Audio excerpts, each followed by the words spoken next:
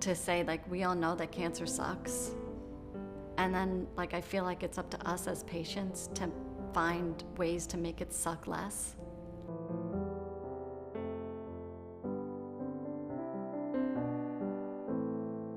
I had an incredible support system from my husband, from my parents, my families, and like I had all of my friends were so involved. You take the bad and you have to turn it into good. And whether that means like making friends with the text or making friends with the women at the front desk, it's like, how can I make this seem somewhat fun? Yeah, you learn to put yourself first during treatment in a way that I think somehow most of us don't do throughout our lives, because we're always trying to accommodate other people and be a good friend and be nice and be liked or whatever it is. And I think during cancer, the way to get through cancer is to really focus on yourself first and foremost and what you need in that moment. It could be long, it could be tiring.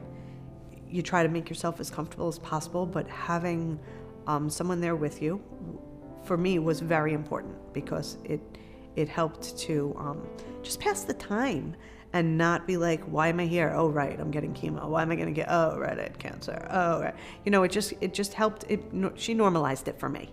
And I think that was a huge help to get me through. I mean, you just have to make the best of what's going on. That being said, there were definitely days that were difficult and it was hard to find anything that was good in that day. But I think that's normal. During treatment, you can't have a normal day-to-day life.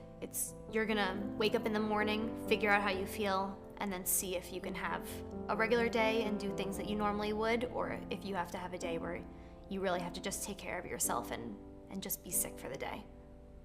Treat yourself through this process. Treat yourself after each chemo treatment. I would go out and have ice cream after each chemo. So one thing that I found to be really helpful was to have things on my calendar to look forward to. For me, one of the most important things that I did was to basically arrange everything around my pole dancing class during chemo. So that meant I chose chemo on Wednesdays because I would feel as good as possible by Monday night. My husband set up a sign-up list for my friends to come to my chemo appointments. So it became, okay, who's getting bagels for the day? Who's getting the drinks? Like, it became a party, a chemo party. And I think that is what made me stay strong throughout chemo. I wish that I had had somebody sometimes just to be there to get through. But I found a lot of friends. They were from all over the world sitting there with me going through radiation. Go connect with your doctors and ask them to put you in touch with people.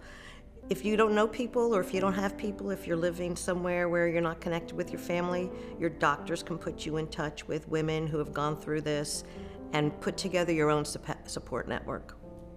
And then my very last day of chemo was about 35 people in the hospital. We took up an entire wing in the hospital, and there was unlimited food, there was like drinks. It was just such a nice way to end it. And then I got to ring a bell at the end to signify my last day of chemo, and I had like this huge crowd of people cheering for me, and that was awesome. Eleanor Roosevelt once said, "A woman is like a tea bag. You can't tell how strong she is until you put her in hot water." And that definitely applies to me.